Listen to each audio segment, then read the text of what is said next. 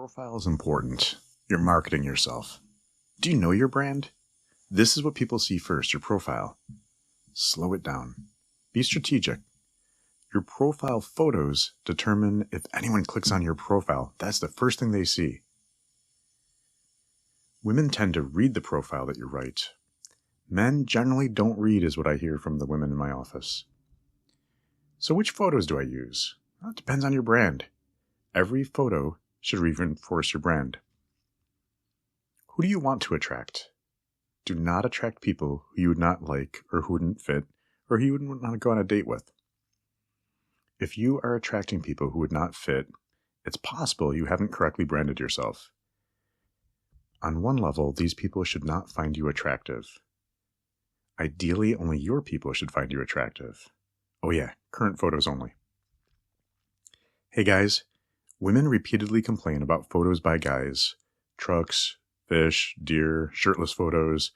Oh yeah, never do a dick pic. You do not stand out from the crowd when you choose those. Well, you do, but not in a way that you want to. Get your friend, take a photo of you, your face, a full body shot, fully clothed, and a candid of you and some friends. And again, no dick pics. I hear this so often in my office. Use your words. Spelling and grammar matter to some people. On my computer, I have grammar check and spell check. And don't lie. Use strategy. Think before you write. Edit what you write. Have a friend look at what you wrote. Have someone of a different sex read it and give you feedback. Put yourself in the audience's shoes as you're reading what you wrote. Straight guys, you're not writing to attract guys, you're writing to attract women. Use words and photos that will not push them away. Before you put your profile up, are you ready? How are you preparing yourself emotionally, mentally?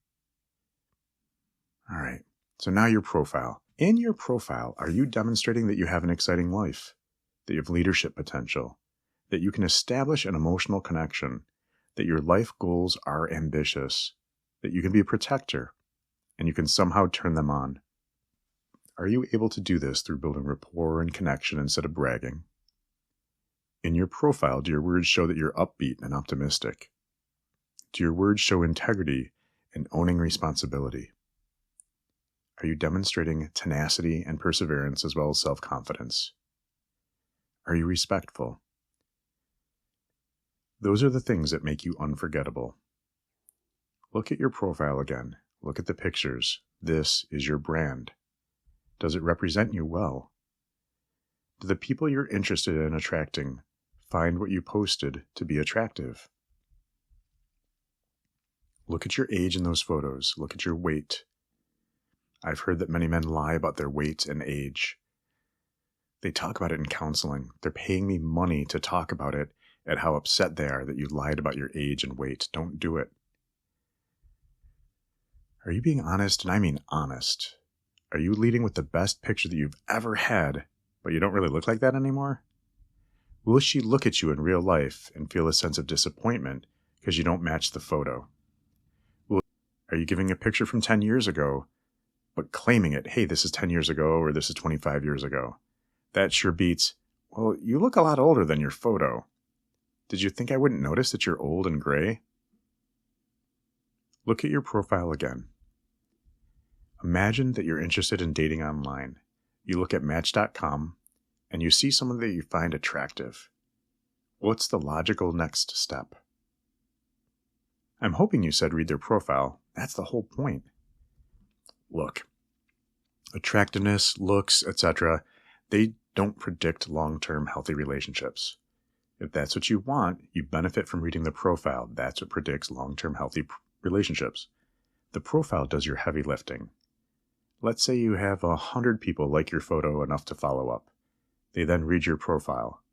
The function of the profile is to market you to the people you prefer. The people you do not prefer will not like your profile if you do it well.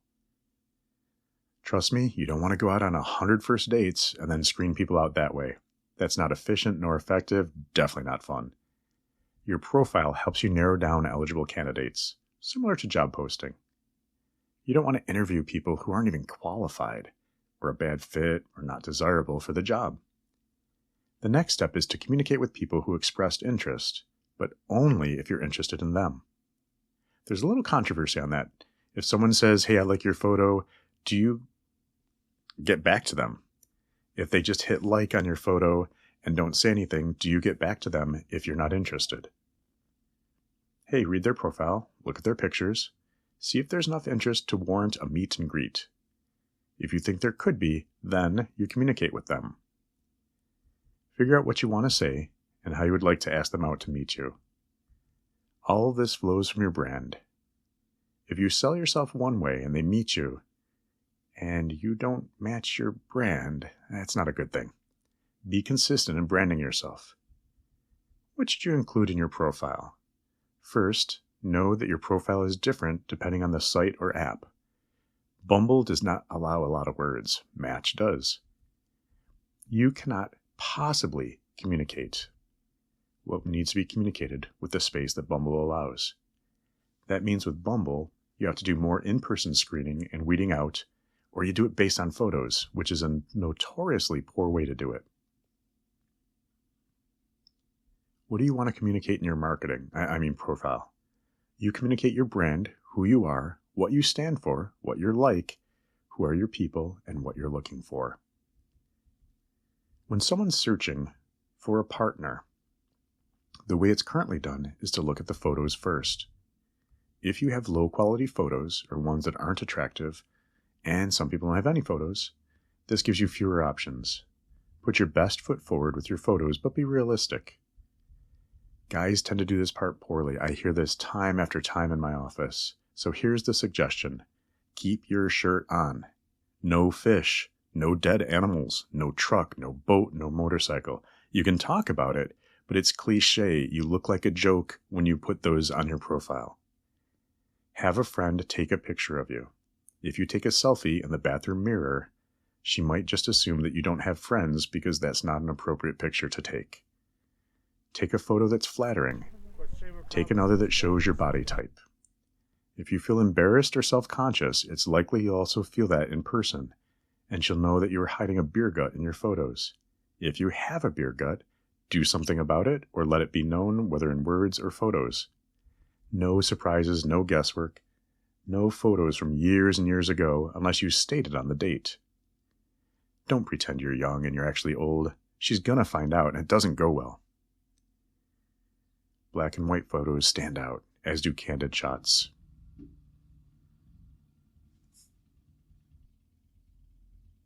If you choose to verify your status, people will know that you are you, not a bot or a troll. That builds trust early on. If someone does ask you to verify, do it, or you're going to be assumed that you're hiding something. In your profile, do your words show that you're upbeat and optimistic? You'll read some that tell you all the horrible things to avoid. Don't do this, don't do that. Those make people cringe. If people are cringing when they read your profile, I'd suggest that you redo it. Or, if you're going to make people cringe, make sure it's the right people. If the right people cringe and it attracts your crowd, then it did work. You scared away people that you would have scared away in person, so it worked. I wonder if maybe we should change our culture of dating. Instead of people saying, there's no room for improvement, yeah, I should look at that. That's a healthier one. So your profile, your words, can't say it enough. A lot of guys do not use a lot of words in their profile. If the guy doesn't read the woman's profile, it bothers them enough to talk about it in therapy. It's a pet peeve I hear a lot. Read the profile. Make comments about her profile. Show her that you put in the work and that you're an adult.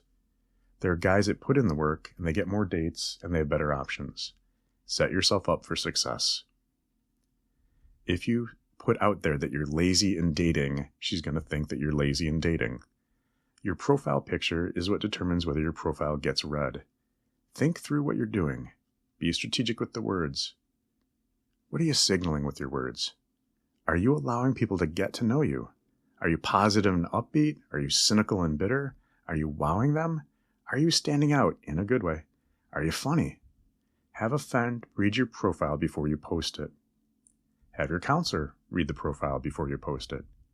Think through what pictures and photos you have and why you have those.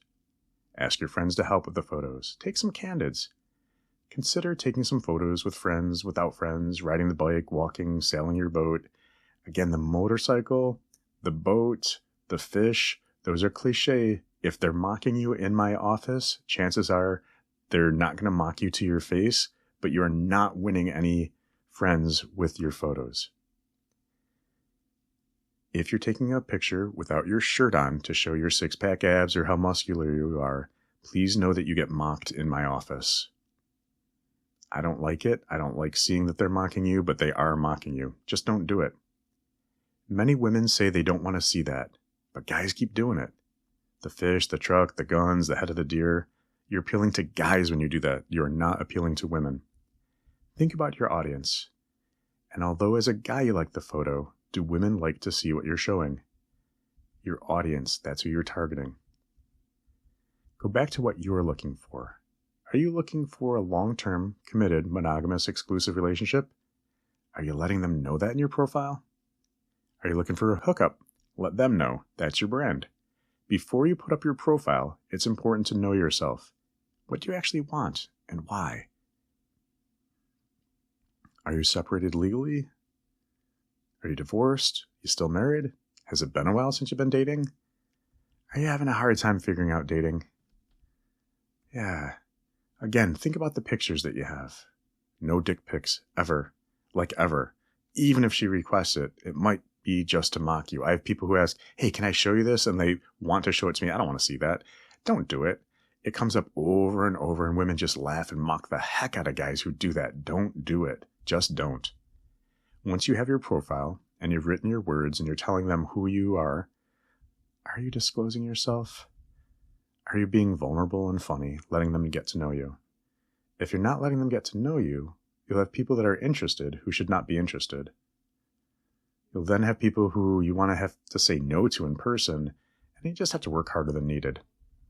Are you marketing yourself well? Are you branding and marketing yourself well? Sometimes the app will ask you to explain what you want in a partner. Someone who's not toxic, that's not a good reply. Some people write about all the things they do not want. That's a negative approach. Look at the following list, see if you can rewrite them as what you're actually looking for. So what are you looking for? Not somebody who frowns or rolls their eyes when they talk. So these are signs that she doesn't enjoy your attention. Not making eye contact, single word answers, focusing on the phone when you're around, pulling away when you're touching, crossing arms, turning away, talking about the ex or other guys, or saying she has a boyfriend. All right, so those are all the negatives. So what about a little bit of a twist here? We're all adults here, so let's minimize the games. I'm looking for someone who responds to text within a couple hours when possible. I prefer someone who responds to a texted paragraph with a paragraph, not one word. Better yet, I want someone who has the time and willingness to meet in person on a regular, consistent basis. Someone who puts in equal effort. She's able to be direct, specific, and have tact. When I ask her out, I prefer a yes or no rather than a maybe or to play it by ear. I prefer a woman who can make that level of commitment. I prefer that if you cannot make it at the time we agreed, let me know before I leave my house. I like it when the phone is left in the purse rather than checked repeatedly during the time together. I like when she can make as well as hold eye contact. I believe that our time is precious. If she's bored or has a fake smile, I prefer she be direct and honest about it. Just tell me what you're doing. Be direct. Not everybody's my cup of tea. That's okay. I like when somebody actively listens when I talk and shares the talking time. I prefer someone who has dealt with their attachment issues rather than avoid emotional intimacy of a relationship. What you're alluding to is toxic behavior, giving clear signs that she's not into you. You want someone who understands that you see those as toxic, right? How do you communicate it? Don't put that in your profile, but think about having conversations about it. All right, so we don't all agree on the signals, but there are some that are hard to miss. The message was received even if you didn't intend to send it. Loneliness researcher Dr. John Cacioppo put it, lonely individuals are more likely to construe their world as threatening, hold more negative expectations, and interpret and respond to ambiguous social behavior in a more negative, off-putting fashion, thereby confirming their construal of the world as threatening and beyond their control. Once again, this creates a self-fulfilling prophecy. If we start to see the world as threatening or not accepting of us, we're much more likely to act in ways that push away or alienate others. Pushing away and alienating others. Imagine being in your own house and you can heal your neighbors inside your own house. Not cool. Brand, this is from a real profile. You only live once, and you, like me, probably find yourself getting too comfortable sometimes. Holding back, playing it small. Let's stop that. Live your life and go for what you want. Ask yourself, what am I looking for? Let your mind go to what's possible and what can develop over time. You're likely not here right now, but do you want to grow? Growing beyond the conventional scripts most people learn in their youth. The people in magnificent relationships directly and deliberately cultivate a context that is just safe enough to dare the leaps of faith they take into the wild places in their souls. They want to know themselves and their partners more fully. They want to be seen and known more fully, felt more deeply, held more closely. You saw the profile picture, made a snap judgment. We all did the same. What can't you know from that photo? That's why online dating is so challenging. You don't know anything about the other person except if they're physically attractive. Add to that after a meet and greet, what happens? We quickly decide if we're a good match. This is still the profile. You have scratched the surface of who they are and made your decision. Sometimes it's easier than others because of the deal breakers. I'm not saying date people you don't find attractive or wouldn't kiss. Just know that there's more there, and we are constantly judging a book by its cover. Ask yourself, am I done settling? Are you doing what's necessary to create this life, or are you expecting it to fall in your lap? Are you entitled to a magnificent life, or is it your responsibility to face your fears, do things differently, and create what you want? So that sort of profile is very different than the normal one where people don't really think it through. It's risky, but you weed out the people who clearly won't like that. At some point, think about your deal breakers. I professionally know it doesn't work in relationships. That's part of what I study. My personal red flags tend to be around availability and conflict once we get past no cheating, major mental illness, and addiction. Yes, hearing voices and being paranoid are deal breakers for me. Are you emotionally available to date? Do you have time? When you have conflict, do you do so in a way that's respectful and kind? Do you have rules of engagement, parameters, no hitting below the belt? Some people want to just argue and debate, and they're generally disagreeable in many conversations. Not fun. Others have no qualms about throwing elbows when there's minor conflict. There are necessary conflicts, unnecessary ones. My hope is we can develop skills to sort those out. Often a fight could have been a conversation, but someone's emotions hijack the brain. Do they have a good handle on their emotions? Think through some past relationships you've had that made them healthy. Here's one author's take on what a healthy relationship is, and think about this before you go into your profile. Mutuality before autonomy. We come before I. The relationship is a source of refuge, a sanctuary, not a hot zone. Do you feel safe with them? Do you trust them? Otherwise, honestly, what's the benefit of coupling? There's simply too much stress involved that there needs to be a trade-off for the stress, some benefits that make it worth the sacrifices. Think about the Nash equilibrium. This is one place where my needs are honored and they matter. You will look after my highest good, and I will do the same. We will search for the highest win-win, and when that's not possible, I will sacrifice for you, and you will sacrifice for me. I am your advocate and ally against all hostile forces. We will create a safe place in which to relax and feel accepted, wanted, protected, cared for. I will look out for you, and you will look out for me. We'll both look out for ourselves additionally. I want you to feel important, seen, heard, understood.